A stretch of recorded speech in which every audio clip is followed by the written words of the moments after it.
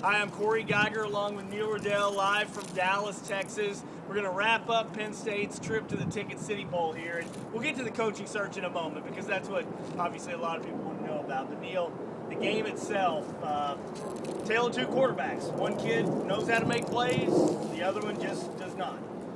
Yeah, I don't know really that I expected Bolden to play a whole lot differently or a whole lot better. I really thought for Penn State to have any kind of chance that they had to shut down Houston, and I'm not sure that they were, obviously I don't think they were really capable, still as injured as he was. I just thought they had to keep some semblance of control over the game with their own running game and defensively keep Houston in the low 20s anyway. And they score 17 points in the first quarter. The kid throws for 227 yards in the first quarter alone. And 29 attempts in the quarter. They came out with a tremendous game plan, and they knew Penn State couldn't stop it, and they said, hey, we're not even going to try to run the ball. We're just going to throw it on every down. Yeah. And you feel good for Houston. I mean, there's a team, 13-1, has a really great system. I mean, Penn State, it came up after the game, should they have gone to a 3-4 and maybe not even worried about sacking Keenum because you weren't going to get to him anyway. You really didn't have to worry about them running. Should they have been able to devise more of a drop-back type of scheme? Maybe. But, you look at this Penn State coaching staff, and as much as they did do to keep the whole team together, a lot of these guys don't know where they're going to be tomorrow, let alone next season. So, it's kind of understandable. And while I disagree with the 3-4 from this standpoint, that is an absolutely radical change to go from a 4-3 to 3-4. You would have people, I think, running all over the place, not knowing what they're doing. I mean, it is a massive, but that's what it looked like. But I think they should have jammed them at the line of scrimmage, the receivers. That, to me, has always been Penn State's problem. They give, on 3rd and 5, they give you 7 yards cushion and then just try to tackle you. To me, if you were going to make a major defensive change, why not get up and force them to beat you kind of in a man situation rather than giving them all the short stuff? Yeah, I can't disagree with that either. I don't, I just think they were quite built for, to compete in this type of game. I just think there were a lot. They deny the distractions, but I think that was also a big part of it. Then you come down here without your quarterback. You needed your offense to be able to keep Houston off the field, and that surprised me they weren't able to run the ball better. And what's fascinating is it was still just a 2-score game. It was 30-14. Yeah, Keenum put up all kinds of numbers, but here was a key number that got a little overlooked. Houston was only 6 of 17 on 3rd down. And that's how Penn State was able to at least make it a respectable game and not 50-14, because the defense did kind of stop them and gave the offense a lot of opportunities. And now we'll switch other gears. They only allowed one, basically did not allow a touchdown in the second half and forced 5 field goal attempts. It's a deceiving score, I think, because Houston dropped a couple balls that could have been pick sixes the other way. They settled for field goals. I don't think they really had their pedal on the metal as they might have been in their conference. And what do you say about Rob Bolden? The kid's 7 for 26, 3 interceptions, probably should have been 6. He had 3 dropped by Houston, 2 fumbles. He also had a couple long passes that should have been caught. And that's always the quarterback's standby, as well as some other passes that are going to be dropped. But that's football. He was 7 or 26. That's a 27% completion percentage.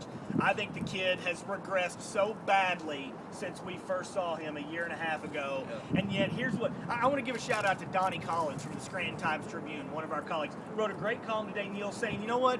Who is Rob Bolden kidding? He stands there after the game saying he thinks he's a good quarterback. He thinks he's doing a good job. Meanwhile, Matt McGloin, who was robustly criticized last year after the 5-interception game against Florida, he came out after that game and said it was his fault. Darryl Clark would come out after games and say it was his fault when he played poorly. If Rob Bolden cannot admit to himself that he's a big problem with the offense, how is he going to get any better? Yeah, I think it's really troubling. I think there's a lack of leadership. I was watching him on the sideline. He sat alone a lot. Really, Shane McGregor was trying to encourage the receivers and was more interactive with the rest of the team. I found Bolden off to be alone. I'll be surprised if he's here next year. Yeah, and he said he's coming back. Then he was asked about it, and he kind of hemmed and hawed. will the he coach? always qualifies it. I really don't think the body language is that he wants to be here, or it's not a particularly good fit. Let's have a real quick part on this. Do they win the game, or is it at least a much closer game if Matt McGloin plays? I think it's closer. I think he has more of the fire as a leader. Unfortunately, he wasn't able to manage that. And I think that's such an embarrassing situation for him, and pretty inexcusable that in his role in that altercation with Curtis Drake, as your role as the quarterback and as a leader. I just think that was absurd, and there's a real cloud over the whole quarterback position for next year. You don't know. McGloin's had his chance. I think he'll continue to play. We don't know about Paul Jones, whether he'll be with the program. We don't know about Bolden. They're in a bit of they have a problem. And it's January 3rd. We still don't know who the coach is going to be.